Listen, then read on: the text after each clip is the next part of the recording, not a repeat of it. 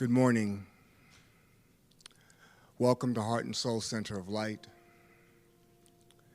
My name is Ron Marshall, and I'm a licensed practitioner and founding member at Heart and Soul.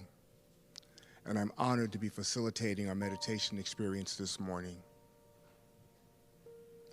This morning, we're taking the opportunity to immerse ourselves in stillness so that we may connect with the knower within, so that it may be our guide during this time of change.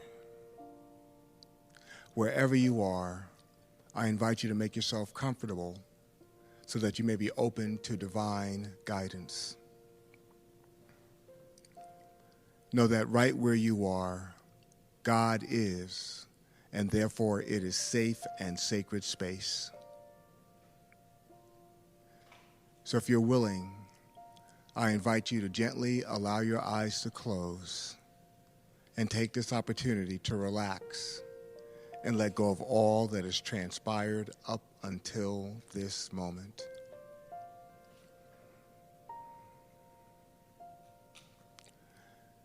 Join me in taking a deep, conscious breath. Breathe in and release with a sigh. Now give thanks for your breath as you gently allow it to return to its natural rhythm.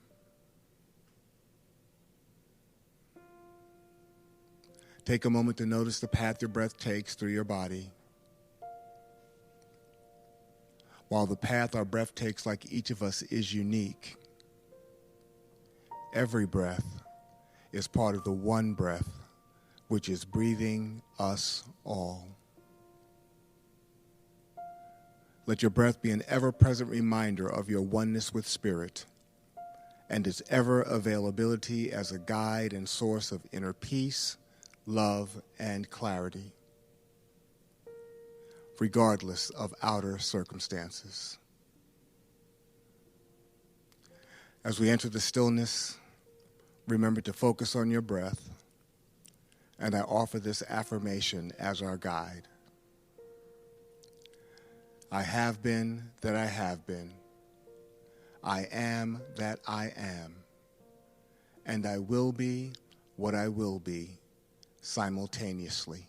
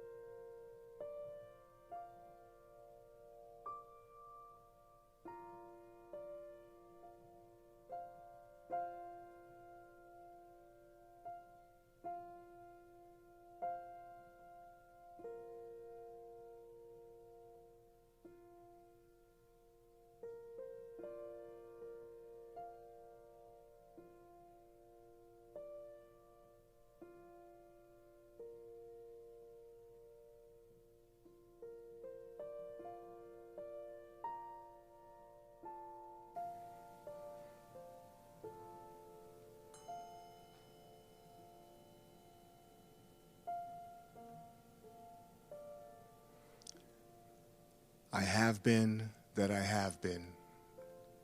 I am that I am. And I will be what I will be simultaneously. I now invite you to return your awareness to the space you're in. To do so, you might focus on your feet and notice and feel the support of the floor beneath. You might gently rub your palms together and begin to expand your awareness and feel the space around you. And when you're ready, I invite you to gently allow your eyes to open. This completes our meditation experience. And so it is. Thank you for creating this safe and sacred container of love for our service this morning. We have a wonderful opportunity during these times to spend more time being still and renewing our relationship with the One. And I invite you to do so whenever, wherever, and however possible. It has been a pleasure and an honor to facilitate this morning's meditation. Thank you.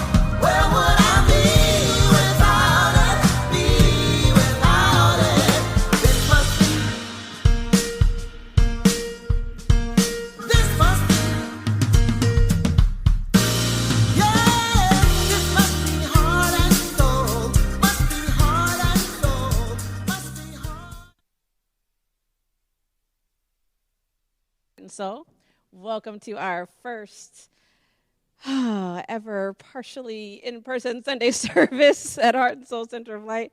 We are so grateful to have folks here with us this morning. My name is Sonia Russell. I'm a licensed practitioner and proud founding member here at Heart and Soul. It is my great pleasure to welcome you and to have you with us this Sunday, May 30th.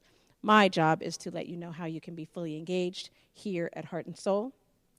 I want to start by making sure that you let us know where you're tuning in from. We know that we have folks joining us from all over the world, and we want to make sure that you let us know through the chat where you are today. Heart and Soul's theme for 2021 is Adventures in Faith, Rise Up. We are very blessed to be deeply rooted in this idea of just rising up and taking back our lives. We're in the daily read of Around the Year with Emmett Fox, which is absolutely transforming our lives. We're inviting you to stay connected in all the ways there are to stay connected, including our Facebook page, our YouTube, Instagram, Twitter, and in all the ways in which you podcast. I'm also wanting to let you know that there's an opportunity for us to give in community later on today, but you can give anytime by visiting our website, heartsoulcenter.org/give. You can also text to give at 510-500-5849. And in order to get all of the things that you need right in your email box, you can sign up for our weekly recap, which is heartsoulcenter.org/sign-up. And I want to make sure that you are joining us in being deeply steeped in our community affirmation, which is thank you for everything. I have no complaint whatsoever. Around the Year with Emmett Fox is our weekly review. We're getting together in community online on Mondays. This Monday, that's tomorrow at 6:15 p.m. Pacific time. And starting this month, practitioner facilitation will happen just on the third Mondays. And so June 21st is the next time, but I know that folks are still gathering in community. So we're inviting you to continue to be with us on Mondays for our Emmett Fox review. You can get in there by visiting heartsoulcenter.org/Monday review. That takes you right into the Zoom. You can also dial in. That phone number is 669-900-6833. The meeting ID for that is 863-1958-2628. We want to make sure that you know, family, that prayer works because we believe that prayer works in everything and in every situation. So there are many ways in which you can be supported by our prayer and care village, beginning with after service prayer. It happens about 10 minutes following the end of service to make sure that we are there to support you via group prayer. And it actually also happens on Wednesdays at 7 a.m. Pacific time. So you can dial in to the number at 669-900-6833. The meeting ID is 729-205-089. You can also have access to our 24/7 prayer request line where you call and a prayer facilitator will give you a call back. That phone number is 510-607-7747. Additionally, you can email your prayer. We want to make sure you have all the ways in which you can access prayer, family. You can send an email to prayerandcare@heartsoulcenter.org. Additionally, we have our Power of Prayer podcast for such a time as this. We want to make sure that you have the opportunity to have prayer in your pocket. That's 24/7 access to prayer. In order to get started or to access the files that we have there, visit heartsoulcenter.org/podcast. And I'm very excited to let y'all know that summer school is coming. If you haven't been a part of summer school before, yes, be excited about it, family. Save the date for our 2021 virtual summer school. It's happening July 28th to August 25th. That's 5 Wednesdays, and we're inviting you to make sure you mark your calendar because you know it's going to be a good time. And so, family, this is our opportunity to allow ourselves to be fully present in this moment. Our vision was revealed to us before we were a church in any configuration, and so we like to make sure that we allow ourselves to be grounded in it. And so together, family, we are a loving and compassionate, world-class teaching and empowerment ministry. Through a consciousness of universal God presence, we release all resistance, separation, and fear. We claim our personal liberation and accept the eternal availability of joy, love, and abundance. Through our intention to be love and spread joy, we engender reflections of the same and more in others. Our ministry is a gift to the world, which expands through our practice and dedication. We welcome all people, and together we make a quantifiable, positive difference on the planet. And so it is. And so, family, I invite you to allow yourself to be fully present in this moment. Finding our breath, allowing ourselves to be grounded and present, putting down everything that happened before this moment. We can always pick it up later. And giving no real concern to all that must happen, we trust the divine unfoldment of God. We simply allow ourselves to be here now, where we are touching and agreeing, where we are remembering to remember that God is, that we are, and that all is truly well. I know that the divine force that kept us while we slept and woke us this morning is the same force that rose the sun, brings the ocean to the shore. Our skin is made of stardust. We are one with the divine perfection of the entire universe. It is without exception. It is regardless of appearances. God is always unfolding perfectly in each and every one of our lives. And so it is from this place of unwavering faith, this place of remembering to remember and knowing that I know, that I, Sonia, speak my word on behalf of my beloved Heart and Soul Center of Light community, knowing, trusting, remembering that the goodness of God is always being made manifest in our lives. Our heart's desires are being made manifest today and every day. I know that we live lives filled with love, where we see love, where we are love, we experience it, we share it, we accept it. Love is the answer. I know that we are living our lives from a place of knowing our divine health and wellness, where we are vital and strong, where we know that our breath allows us to be fully present in this moment. And we ground ourselves in the self-care of our divine body temples.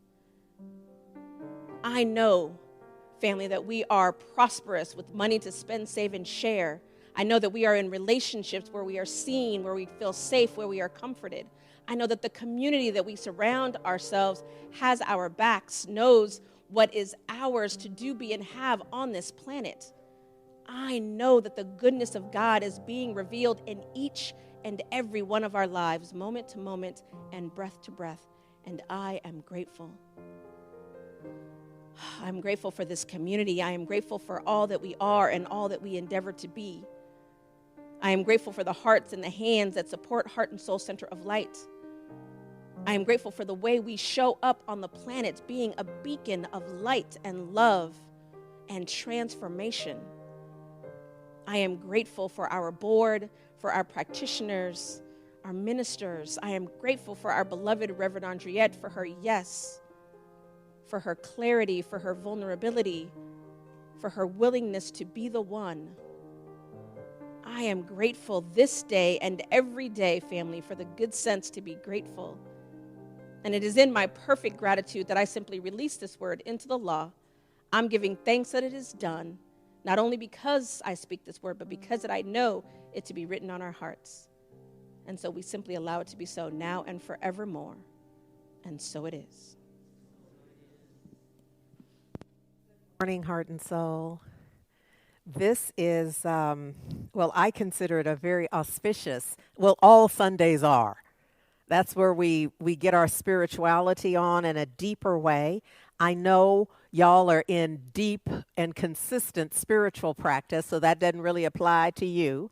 But for those who join in on Sunday, this is a very special Sunday for a couple of reasons. The first of which, for me personally, is that this is the first time in over a year that I've been in one room for an extended period of time with about 25 people. So there are about 25 of us here now. And let me speak to you very clearly about what's happening.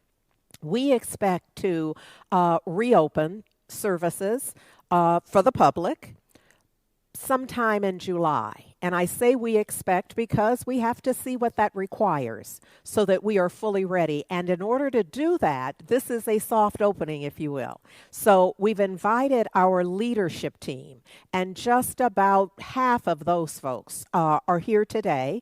And we probably will do it again. Again, it will be a small closed group.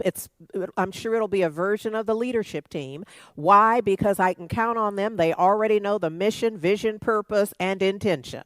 And so they are, frankly, charged with supporting us and ensuring that that's what we're executing. So that's why this group is here. So it already answers your question, if you had one, about why not you. Now, I know some of y'all are already thinking that I wouldn't be there if you paid me. I would not yet be in the room, and that's okay. It will be the full spectrum of responses. Those who are going to wait till November to show up, or next year sometime, and those who are already packed and ready to be here this afternoon. And we'll let you know. My expectation is that it will be in July, not before. I know California is expected to be fully open mid-June. For us, our church services will look, I'm expecting, more like July. So just be in prayer with us. I'm going to ask you to trust the process, to trust us, and we're going to continue to hang out together in doing this. There is the other reason why today feels like such an auspicious occasion and an opportunity, in a sense, for me to think in terms of the, I'm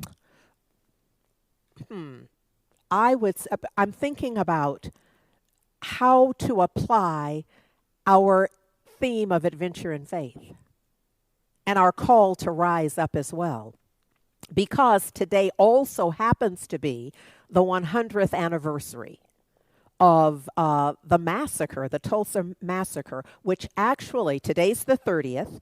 It was May 31st, 1921.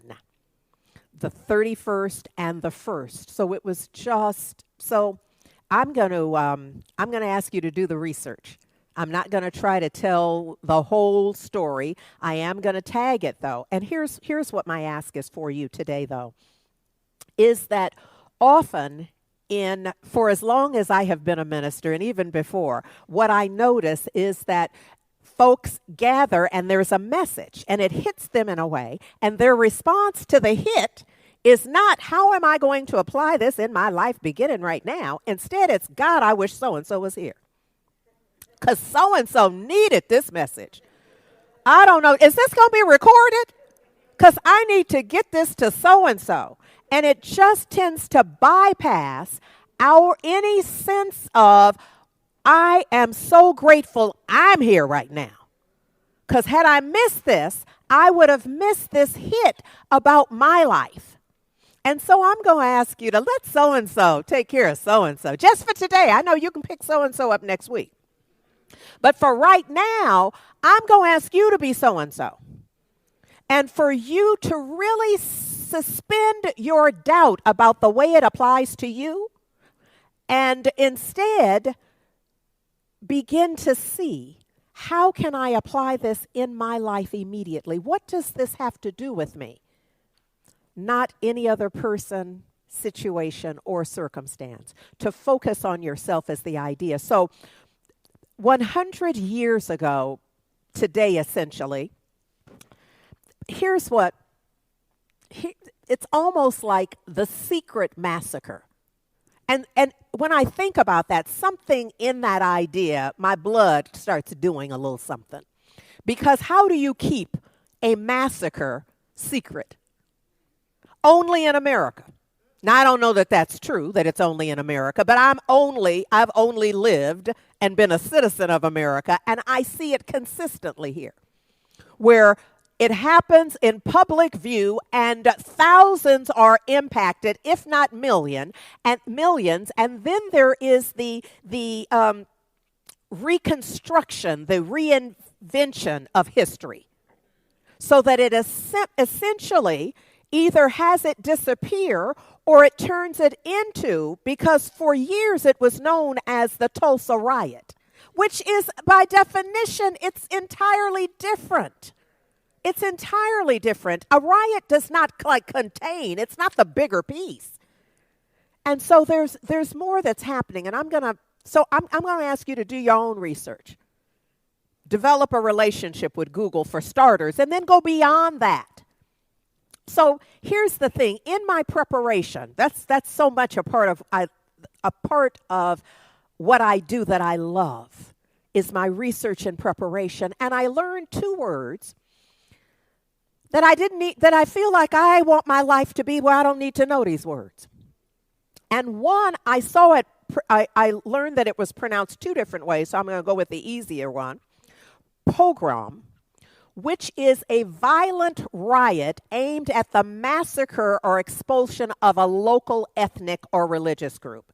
Now, largely, it's associated with Jews. And so when we go back to the Holocaust, it's a word that is, but I'm applying it here as well. The other word is strafed, and it means to attack repeatedly at close range with bombs and machine gun fire from low-flying aircraft.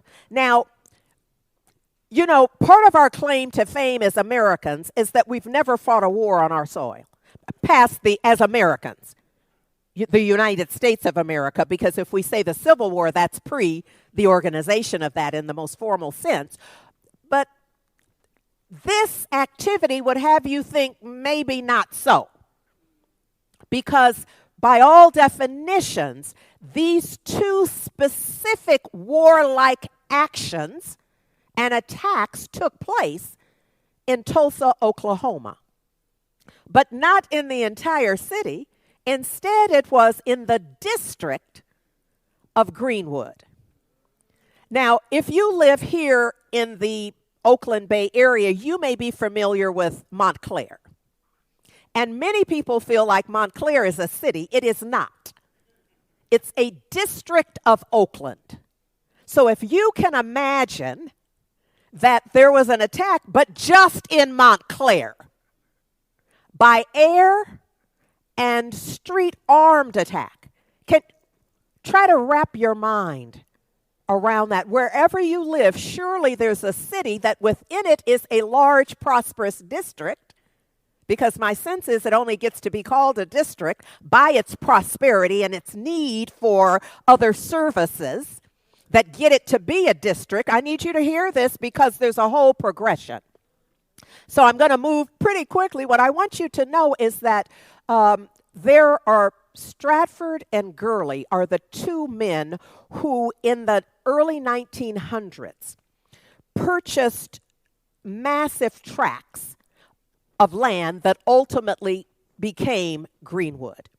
And so that's the area, if they're showing you the slide now, that's the area of Tulsa where all of this happened. But again, I need you to know it's just an area, and this attack did not accidentally spread out throughout all of Tulsa.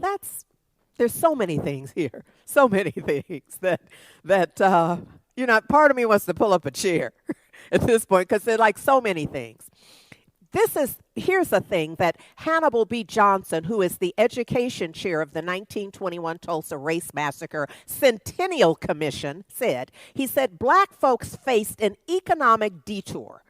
So they've established themselves as this district because what I left out is that Greenwood was black. I want to say majority because there were a few other folks there, but for all purposes, the way we look at it now, it would be a black district. And prosperous, such that it reminds me of what my mother described in her growing up in Texas. My mother's from Houston, Texas.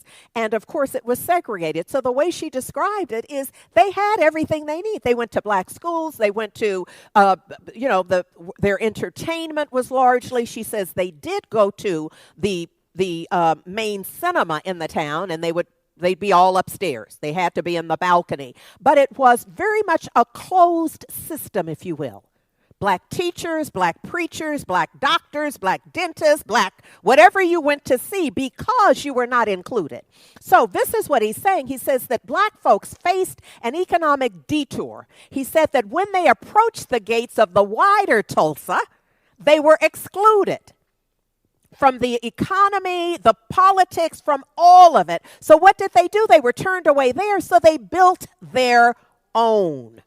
They built their own, and what it created was a rather insular community. Now, for black folks, this is the way, when I first heard about Greenwood and other communities similar, that there's such pride in that. And I never thought about, in my own heart, about how that hit against other folks. What Tulsa, the city of, what their economy was like, or how they perceived their business opportunities, because black folks had this insular economic system. We often speak of it ourselves in our closed groups and families and whatever, but we have since Greenwood, since the massacre, since Rosewood, since, we have come to and live in the live in the projected risk of organizing. There's even the book, the title of which is something like, Why Are All the Black Kids Sitting Together? And it's because that's a real question. Why are y'all trying to be together? What are you up to? So I'm laying some groundwork here as best I can in the limited time that I have for us to do this. So what we have is Greenwood, this district of Tulsa that has an amazing economic system and social system and, dare I say, had it going on. Here's the thing. It became the talk of the town. But I told you it wasn't a town, it was a district. So it's the talk of the town. And out of that there's a response to it. So there is an incident, and I'm not even going to try to, because there are a few different versions, but none of them contain anything that would be worthy of a city attack where officials, by the way, both of those words require the system to do it. It's not like family against family. It's not the Hatfields and whomever. It's not that. This is where the system, where the power, where the officials, where they authorize the tanks and the airplanes and whatever is going to be dropped and however it's going to happen. It's that kind of conspiracy. It's not even a conspiracy. It's just that that's what has been determined that is going to happen. So when this happens, let me just tell you a little bit about the town that most black folks live together. The folks who were in Tulsa, most of them lived in Greenwood. And the idea here is that it included several grocers and newspapers and movie theaters. Now, right now, what we experience in the inner city is this social service devastation. What is it called? There's a term for the desert. Exactly, in terms of services, the grocery stores that are required, the medical resources, the healthcare, all of it. Yes, you understand what I'm saying? But Greenwood was entirely different than that. So doctors and dentists and lawyers and clergy and the large black churches and resources for everyone taking care of themselves, entertainment, cinemas, live theaters as well, hotels, more than one, and one in particular was said to have been at such a standard that it really was known. Now, in the vernacular, you can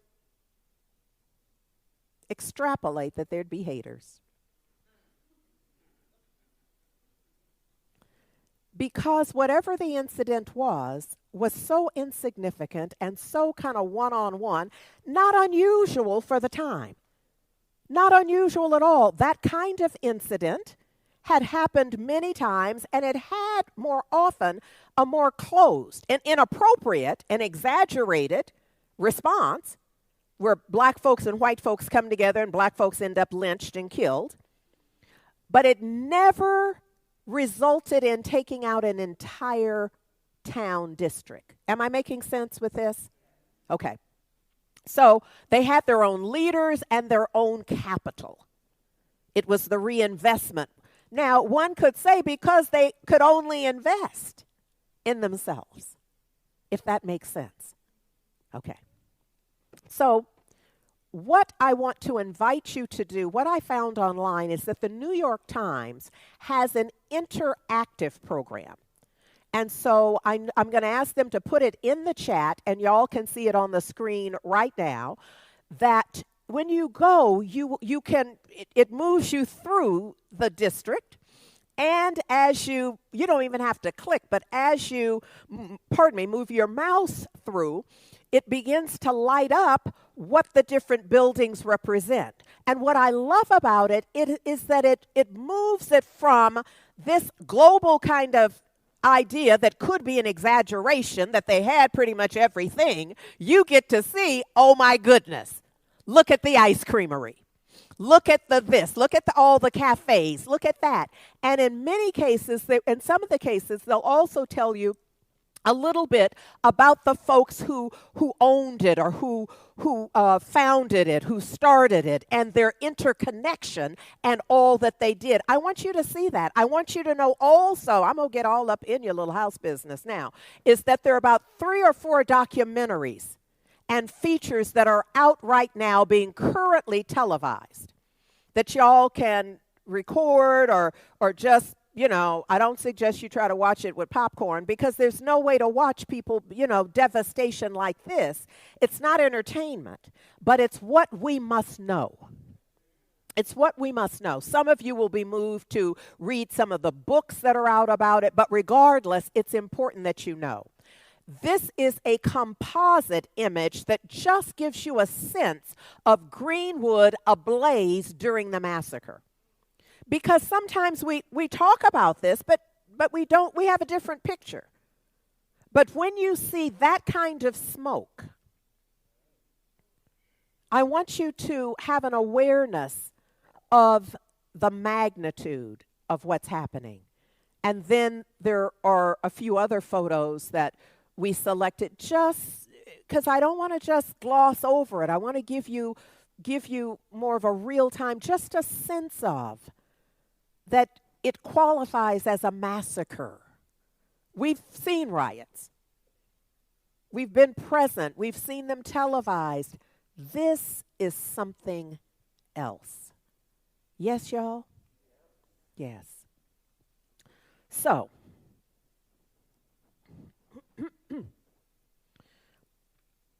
in 1965, in response to the March on Washington and Bloody Sunday church bombing in Birmingham, Alabama, Curtis Mayfield wrote a song that has a timeless theme.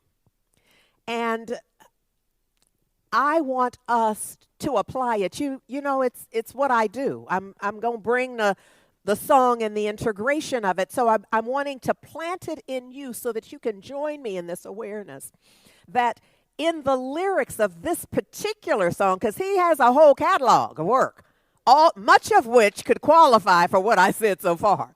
But in this particular one, he says, people get ready. There's a train a-coming. Now, whenever we think about train, some of us could immediately in this context go to the Underground Railroad. Whatever it is, we know it's a way out.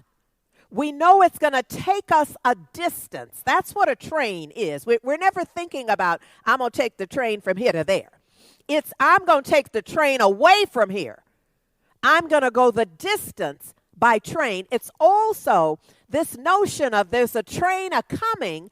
I'm going to liken it to the way that those in the room, we were playing some music just before we were going live, that all were connected with thanksgiving and blessing. And so I'm going to say to you that this notion of a train a-coming is about a blessing on blessing on blessing on blessing on blessing, that it's continuous and non-stopping blessing. I'm trying to say that this is a time for readiness, for divine preparation, for an awareness that regardless of what has happened and because of what has happened, taking all of that into consideration, that there's a moment right here and now where I am getting ready to take the train that includes all the blessings, all the good, from a point of thanksgiving. Look here, he says very specifically, you don't need no baggage. Don't bring that mess with you. You don't need no baggage. Don't bring nothing. Stand in the right now. Stand in the truth of your current beingness, your current awareness. Just bring you. Might need to do a little forgiveness in order to get on. But the idea is travel light, travel pure. And then he says very specifically, just get on board. Whatever you have to do, get your butt on the train. Be there before it leaves the station. Is this making sense? He says, what? All you need is faith. All you need is faith. Faith is the key. Open the door. Y'all know the lyrics. Open the door and board it. Faith is the key. Use it to open the door for all of the blessings to move beyond, because you don't need no ticket. Say you don't need no ticket. But what you do need is gratitude. A heart of thanksgiving and a spirit of gratitude. And he says very clearly, just thank the Lord. So that's the point from which, the understanding from which, the awareness from which I'm asking that you hear this song. Curtis Mayfield wrote a song about it. Here it goes.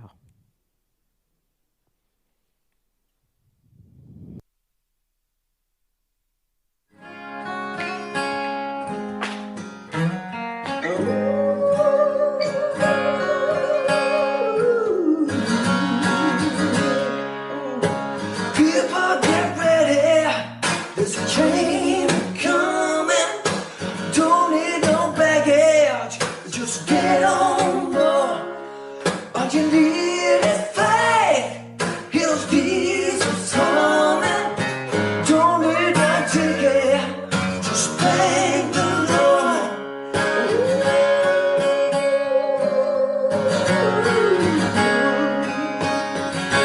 People get ready for the train to go on, picking up passengers from coast to coast.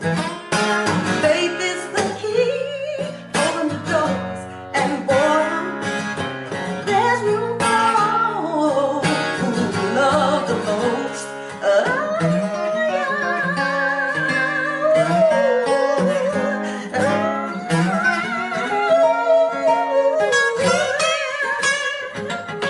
There ain't no room for the hopeless sinner who loved all mankind just to save his own. Have pity on those whose chances are thinner. There's no hiding place from the kingdom's throne. So people get ready, train coming. Don't need no baggage, you just get on board. All you need is faith to hear the Jesus coming. Don't need no ticket, just thank the Lord. Don't need no ticket, just thank the Lord. Oh yeah. So people get ready. Get ready right now. There's a train a-coming, and y'all, you know, I got the pogo stick in my hand. You know I'm not getting on it for the same reasons I didn't get on it before, but I want you to see it as a metaphor for the requirement that in order to get on the train and stay on the train, we're going to have to go deep and rise high. That it's all required. It's not like which one you want to do. Do you want to rise high or do you want to go deep? You're going to have to go deep in order to rise high, if that makes sense. And if not, you're going to have to take some classes. You're going to have to get and sit more deeply, more stillness, more availability to the divine guidance that will help you to sense the essential nature of putting your all into it. And going as deeply as you can. Just day before yesterday, I was walking down my block, and a little child in my neighborhood on my block that I'd never seen before across the street was on a pogo stick. And I said, well, now, you know, I don't need no signs. Just I already understand clearly what time it is. But it was just to watch this kid that I'm guessing was somewhere 9 to 11 years old, was just had it going on. And you realize, like I've been saying to you, that there's no way to make this work without going deep first.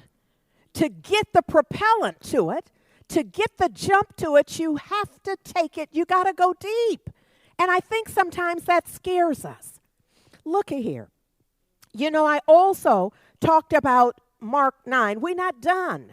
Because this notion in Mark 9, and it's the story where the man brings his son who is, we're imagining, it sounds like an epileptic seizure. Who knows what it is? But when I say that, that might give you a picture to help you have a sense of it. And what we know is that the master teacher, Yeshua, said to the father that if you're able to believe, everything is, see, look at here. If you can get into the depth of it, you can rise into the height of whatever is possible in your situation and circumstance. That it is the law. It's not like because I like you. It's not like because you came here today. It's not because you've done something good. It has to do with the law. And so if you can believe so completely that you put your all into it, and it is said, Scripture records that now, again, depends on the translation, but the gist of it is this, that the father cried out, just weeping tears, that I believe. I really do believe. Help thou often says my unbelief, but there's a translation that I'm growing to prefer. Help thou my little belief. Because I believe, but I don't believe enough to do what you're doing. So help me believe more deeply. Help me to believe more widely. Help me to believe more highly. Help me to move beyond my limited faith. And I think that meets us all exactly where we are. Because I've never met nobody is without faith. The question is what you got faith in. I told you before, I learned that I had amazing faith in Bart. Just sitting there riding. Got on, got a seat, and then got busy doing other stuff. I wasn't sitting up close watching the driver. I wasn't checking no credentials to make sure this wasn't a runaway. I don't know what's going on with that person at all. But just riding safe when we get in our cars. And some of y'all say, well, you know, pedestrian. As a pedestrian, let's go there. Because what you know in California, you got the right of way.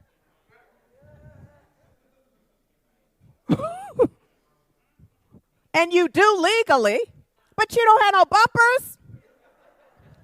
But you have faith in the drivers you don't even know, or the condition of their cars, which by looking at them could be questionable. But it's what do we believe in? And what I'm come today to say, let's draw our energy in so that we're believing in what matters. Come on, Greenwood consciousness. Let's believe in something else. So see, this is it. I had a hard time coming to y'all today because, look, don't go nowhere, Pam. Here's why. We know for sure that it's done unto us as we believe. Here's what I have to say about Greenwood and Rosewood and all of our individual experiences in life that ended in our own devastation. That often they spook us. You understand what I mean when I say spook? In my own life, I've had those situations where I'm rocking and rolling. I know what I know. I'm doing what I do. I'm being who I be. And then something happens that challenges it for me. And on a good day, I just go right on, like, I don't know what you're looking at. Situation. I don't know what you're looking at, circumstance, because I got this. And then on other days, I need somebody to remind me of my very name. Because I've been so spooked by the situation. So here's what I have to say. This is why I didn't want to spend a lot of time talking about the details of Greenwood, because I want to talk about the personal impact. I want to talk about the psychological, the emotional wounding, the trauma. I want to talk about the PTSD that nobody immediately talks about. That there's no way to have gone through that and not be affected.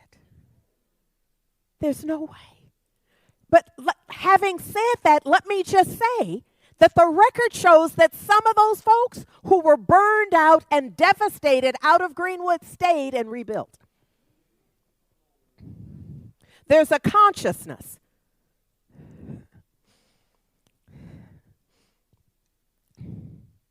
That is recorded in Scripture as those, it often sounds so unfair. Those that have will have more. And from those that don't have, what they have will be taken. And it's a law of, it's by right of consciousness. So there are some folks that you can't take it. Even if it's not physically there, they get it from where they got the first one.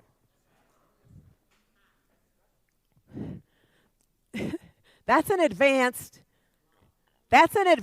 application of the law, though. That's an advanced practice. For most of us, for many of us, so many it makes most. The devastation, the post-traumatic stress syndrome,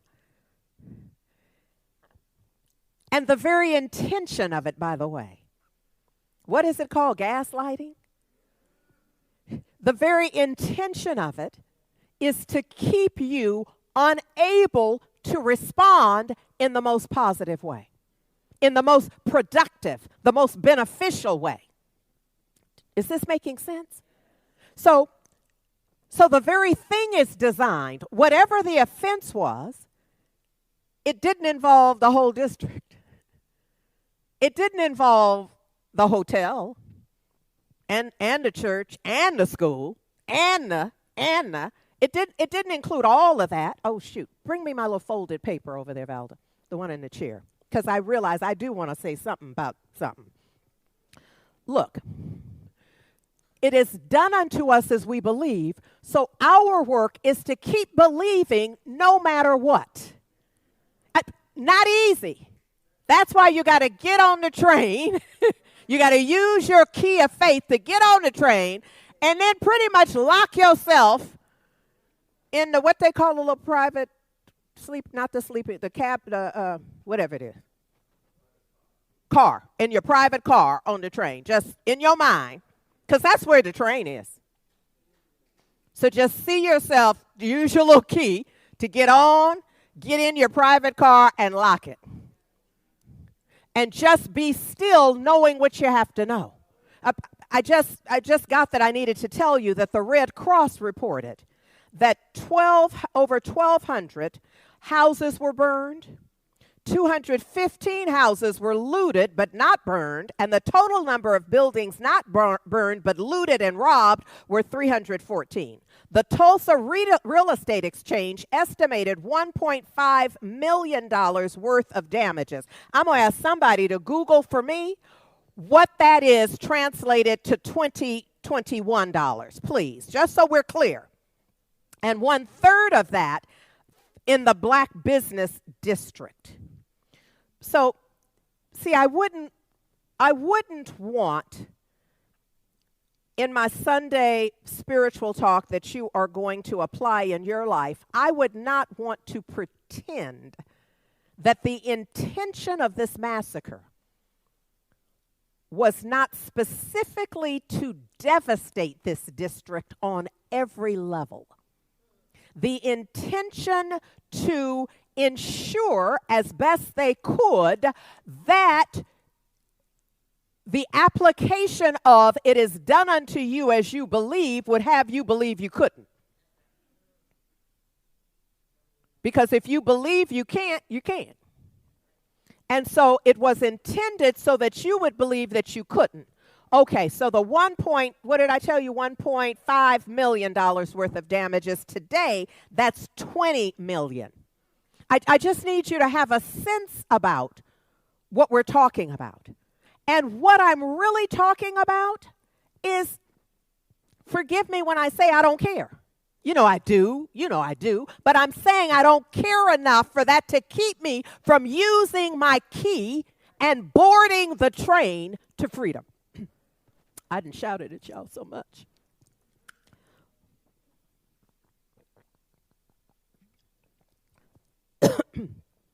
Pardon me. Look, Ernest Holmes offers that so far as you are concerned, that the law holds your personal life wherever you place it. So if you place it in fear, if you place it in doubt, but it's like there's a place in this where he talks about that it's like you decide where you put the furniture.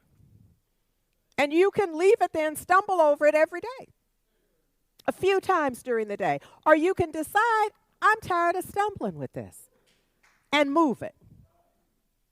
Or get rid of that.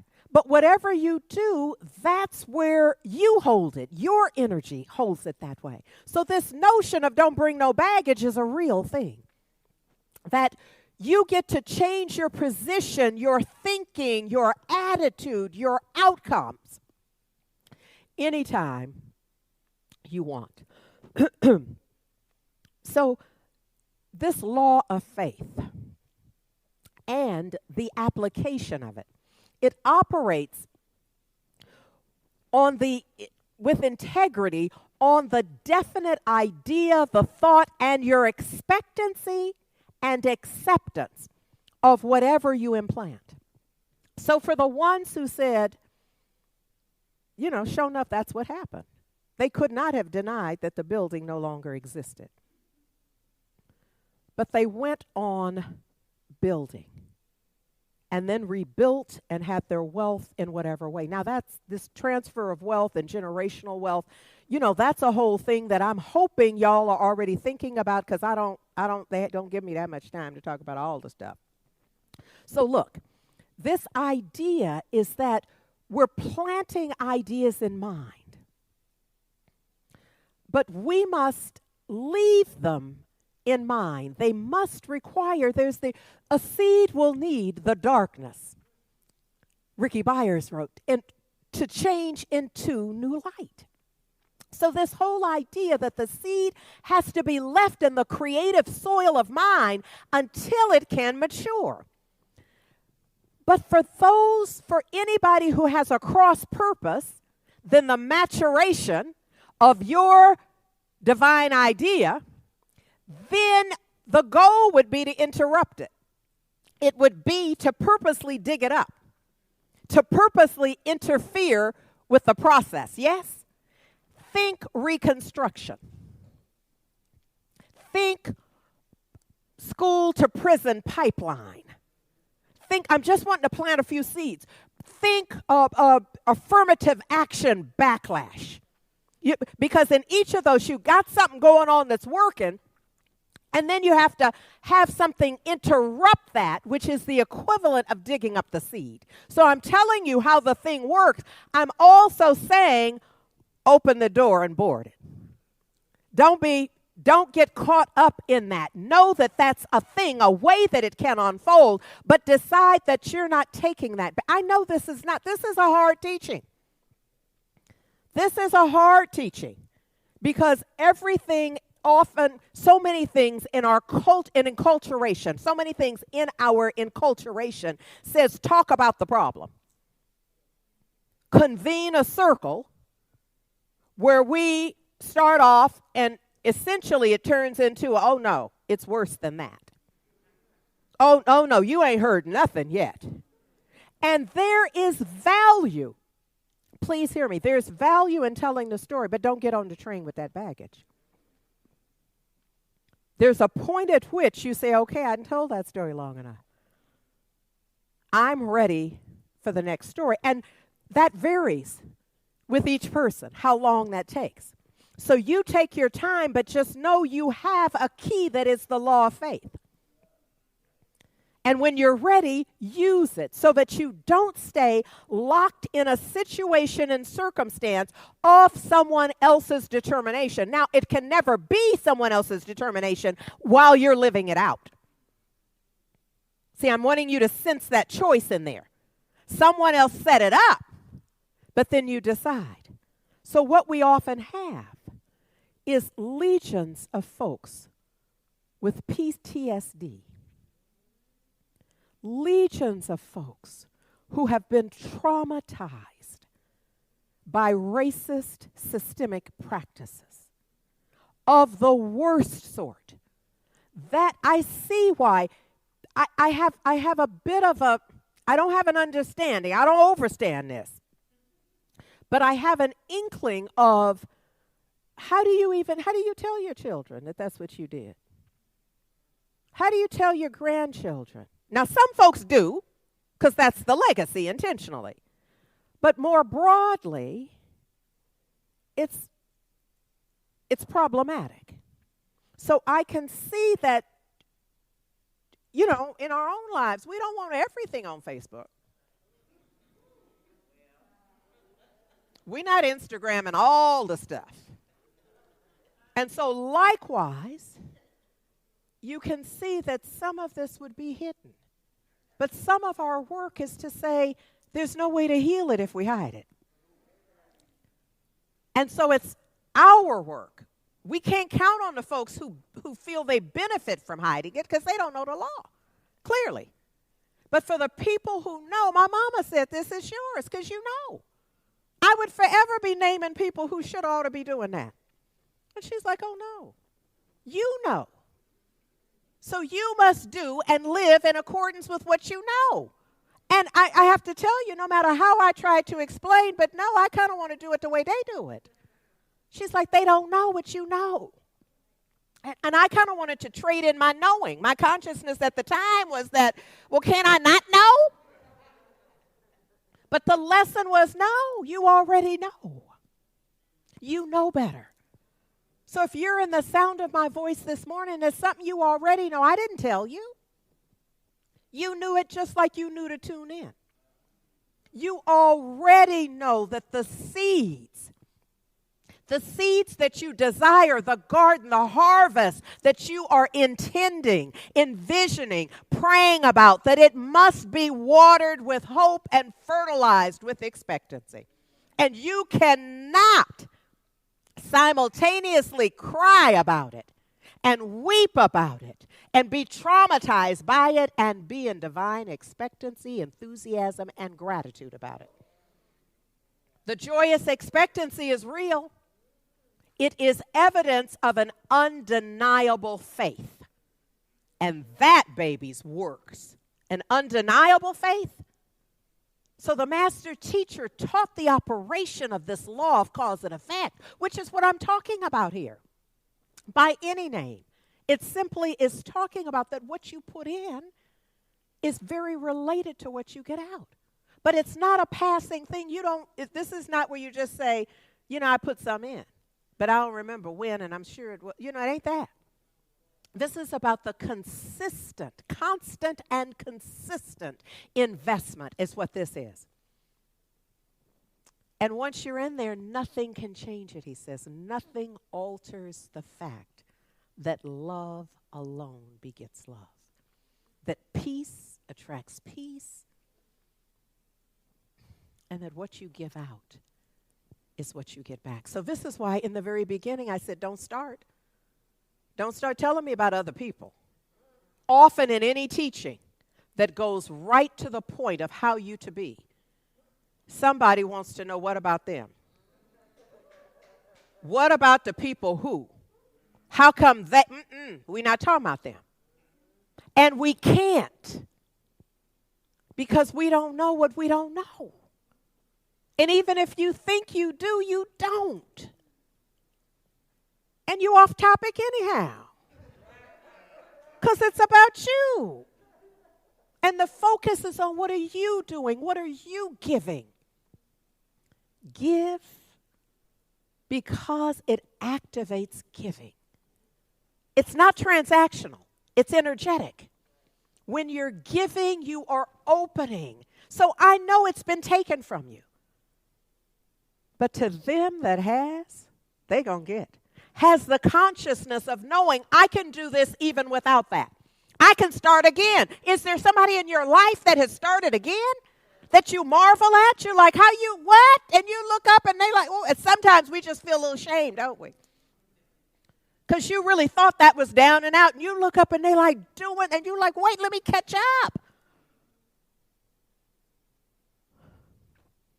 And it's real. Because when we do that, the law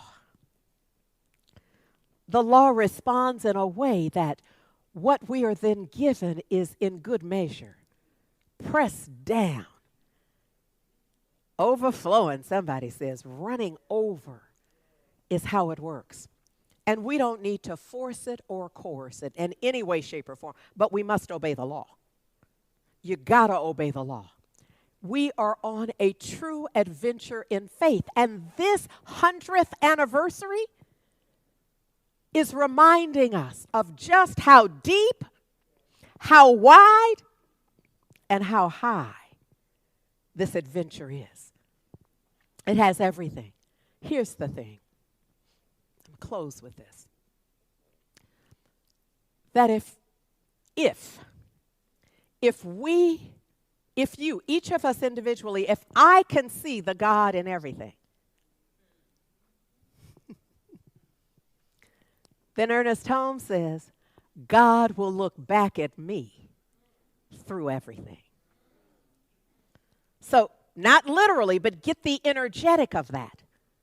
What's the order here? It's not I'm waiting on God to see me in everything, and then I'm going to see God in everything. It's that I have to prime the pump. I'm seeing God in everything. So you see, this 100th anniversary is bringing this to an awareness. Now, there are a lot of folks who knew and always knew and were already working on reparations and whatever they were doing. But there are a whole bounty of folks who, Greenwood what? Greenwood who? Greenwood how? But if they get through this year not knowing Greenwood, they are really hiding out. Just refusing to know and be aware. But can you feel the conscious awareness of the truth? Of it becomes the answer to the silly question, why not y'all? Because there's been conscious, intentional, consistent effort to ensure that it wouldn't be. And even with the foot on the collective neck, it still has been. There's been rising. We've never stopped rising. And that's what I want us to get. That we can go as high as we want, but we gotta be in alignment with the law. We're going to have to let go of the ain't it awful story. It is awful, but we can't live day to day in ain't it awful and soar. We can know it was awful and set an agenda, set a strategy, set laws and systems in place. Come on, talk about the policy of it, the politics of it, all of that. But it's got to come from using, what did he say? Faith is the key. Open the door and board it. So look at here. I'm introducing right now Curtis Mayfield to Sam Cooke. When I say, just in the words of Curtis Mayfield, keep on pushing. Keep on pushing. That's my final word to you. Well, almost. This is the final leg of the words, is keep on pushing. And then I just want to say that there have been times when all of us thought that we couldn't last any longer. And in every situation, we realize that we're able to carry on. We thought we couldn't. But then we realize by our life experience that we're able to carry on. I know it's been a long time coming, y'all. I'm not tripping. I know it's been a long time coming. But I know for sure, a change is going to come.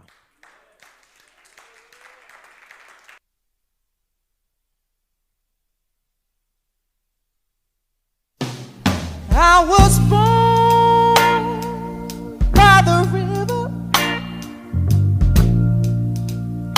in a little tent.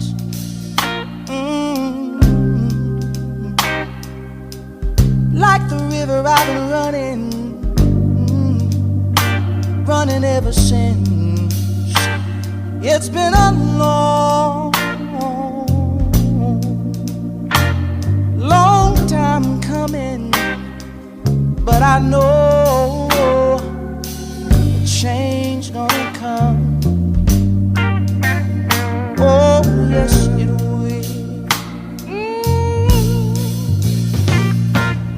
It's been too hard living, but I'm afraid to die. 'Cause I don't know what's up there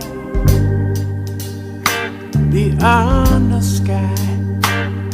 It's been a long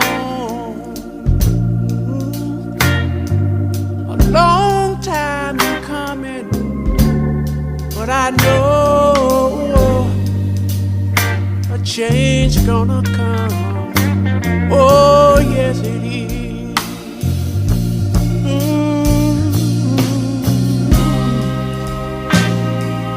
Then I go to my brother.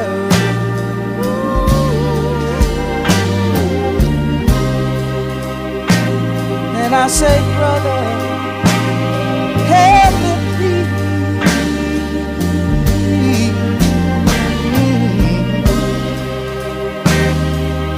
But he wind up knocking me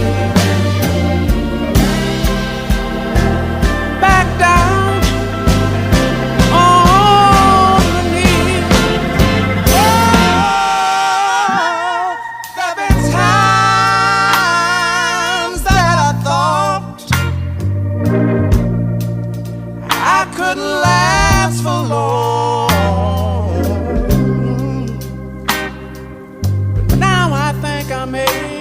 I'm able, Father, to carry on.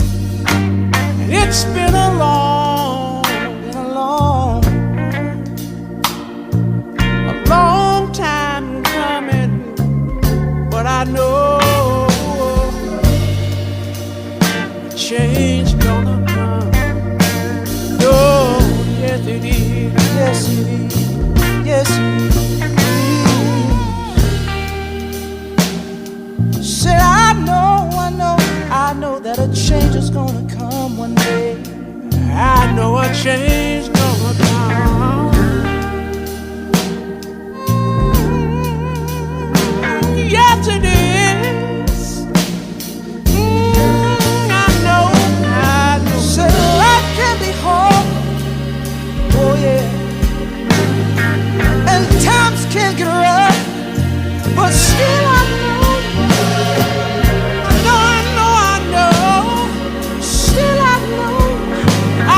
Change gonna come. Oh, oh, oh, oh, oh, oh.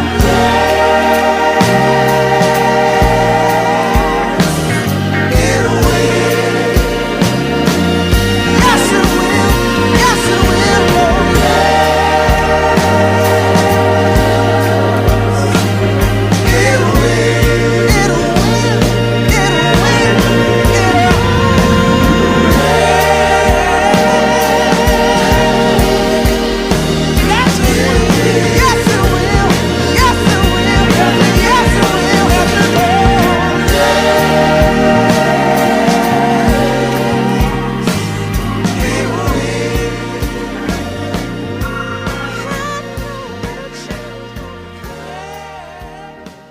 In today's world especially, it's not easy to keep a center going.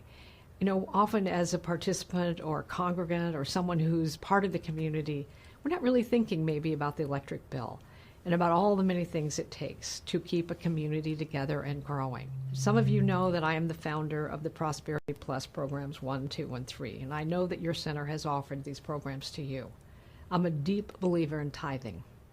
And we all have giving patterns. Many of us give actually only emotionally. We give when we feel like we have a little extra.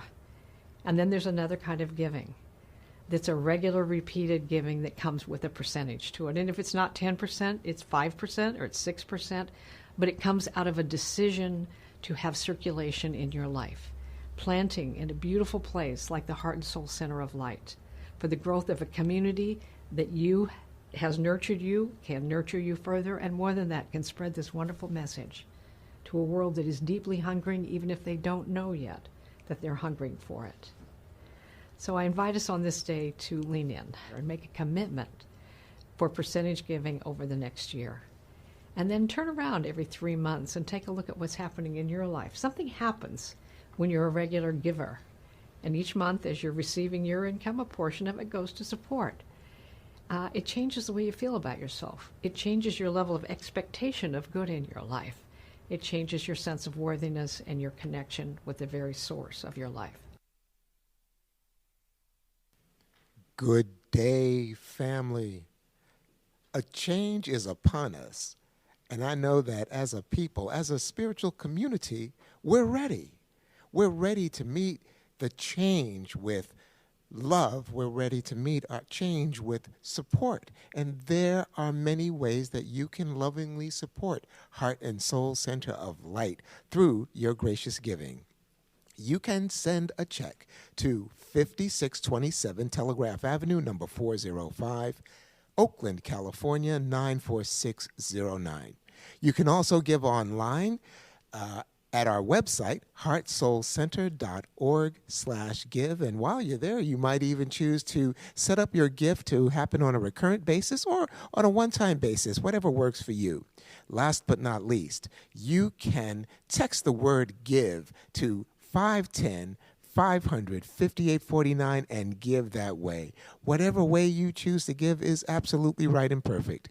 It is also important for us to maintain the proper consciousness when giving, blessing our good, thereby establishing the good that our gift will do in the world. So wherever you happen to be in the world, I invite you to take your gift in hand, or otherwise just place your hand over your heart as we say our blessing together. I bless this gift as healing energy and send it into the divine flow of all good. Infinite prosperity circulates through me, through my church, and throughout the world, because I know God as source. And so it is. Thank you, Revelo. Family, I just want to remind you how you can continue to be engaged.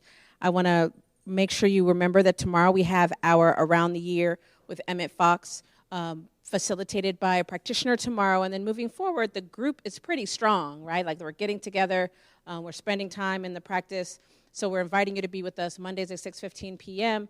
You can visit heartsoulcenter.org/Monday Review. That takes you right into the Zoom. You can also call in 669-900-6833. And then the meeting ID is 863-1958-2628. I want to make sure you remember that we have moved. If you're considering a gift for our new church home, gift cards are a great idea. Any of the familiar retailers you see there are a great opportunity to give, and we still have a few things on our Amazon wish list if you are interested in giving. I want to make sure that you know that Heart and Soul is continuing to support Marcus Books, our country's oldest independently owned Black bookstore, and we're supporting Kingston 11, Jamaican cuisine at what's been called the Town's Gathering Space. We want to make sure that both of these entities are open once we're fully back and open, family, so make sure that you're supporting them on the regular. I also want to make sure that you know the Youth and Family Village is still underway on Sundays at 11:30 a.m. Pacific time. The teens meet. In order to have your teen have access to that, you can have them send email to thepulse@heartsoulcenter.org. And the Youth and Family Are Youngs are meeting from doing asynchronous videos online. You can visit heartsoulcenter.org/watchyfv.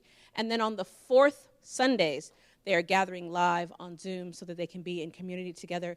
There is also a youth and family event happening today. You should have checked your emails if you're interested in being a part of it. If not, you can reach out to either the Pulse@heartsoulcenter.org or YFV@heartsoulcenter.org. And family, that is my work here is done. Our beloved Reverend Andriette is here. Thank you. Thank you, Sonia. So, folks, I am so grateful that we had this service today with the folks in the room and you tuning in. So grateful that you tuned in. Certainly in Oakland, you know, that's my home. Grateful that you're taking the time to be with us. And then from the expanded area of Hercules and Castro Valley, y'all better tune in out there. Capitola, Clovis, Los Angeles, Sacramento, Salida. And then for those of you out of state who are tuning in as well in Atlanta, Georgia, and Aurora, Colorado, and Boston, and Detroit, Jackson, Mississippi, and Jaco, Costa Rica, and Maui, and New York City, as well as San Jose, Costa Rica, and Spartanburg, South Carolina, Bahia, Brazil, Pittsburgh, North Carolina. Just so grateful. And I know some of y'all didn't even tell us where you were from. But if you would, because my heart is happy and just an awareness that, essentially we're in this love together. And it's nice to know where you are and that you're tuning in. So thank you for that. I want to remind you that, especially given my message today and your intention, your willingness to apply it deeply in your life, to begin anew right now, I want to invite you to be in prayer with us and to call us for prayer so that you can tune in after this service. They are already getting ready to be in receipt and open to your call-in. You can also, during the week, you could email us for prayer on Wednesday mornings at 7 a.m. You can call in for prayer. You can also, excuse me, you can also use our blog, or our podcast, rather. You can go to the podcast for prayers in various categories and focus. The idea is that prayer works. Avail yourself of prayer, no matter what. So I encourage you to do that. Also, there's also the opportunity to tune into our pop videos, our vlog from, there's years of options for 5-minute segments that you can you see, in order to rise up, in order to stay on the train, sometimes we need just a boost. We need some encouragement. And so all of these things that I'm offering you, the prayer, the blog, the vlog, the podcast, all of it is intended to help you stay in your little private car on the train as you reboot so that you can be in the world feeling fully resourced. You know, I put the pogo stick here so that you could see that it really is a dynamic activity that you got to go for it. And you have everything, absolutely everything required for the journey. For today, as we center ourselves for prayer, I'm going to read for you. I'm going to ask you to just allow your eyelids to close and do whatever it is you do in terms of sitting so that your spine is straight, and some people feel that it works for them to sense that there's a golden cord connecting them from the top of their head into the absolute divine ethers, and that connects into the center of the earth. Whatever it is that supports you in being present for this, I invite you to be and do that now. I chose this. This is a meditation that Ernest Holmes did as a part of his television or radio program, this thing called Life. And it fits for today. And so I invite you to know with me. In our meditation today, we're going to see if we can draw very close to the spirit of acceptance. We wish to identify our lives with the divine presence and enter into conscious communication, conscious communion with the Spirit which is within and around us. Let us take then as our thought, let us not be weary in well-doing, for in due season we shall reap, if we faint not. And as we think about the meaning of these words and enter into the spirit of them, let us try to arrive at a place of complete acceptance in our minds. A place where we actually believe that there is a law of good and a power greater than we are responding to us always and in all ways. It is this inward feeling and acceptance that constitutes the real faith and helps us to surrender this faith into the law of good. It was his complete surrender to the law of good that enabled Yeshua to perform his wonderful miracles of faith. As we meditate together then, letting go of every disturbing thought, we turn quietly, peacefully, and reverently to the Spirit, which is not only around us, but also within us. It is this Spirit with which we commune, and the law of good in which we have faith. So let each say quietly to him and herself, I know that I can make conscious use of the divine law of my being. I know that this law reacts immediately and creatively to my faith. I know that when I speak this word for myself, that there is a direct reaction toward me. I know that when I speak it for others, there is a direct reaction toward them.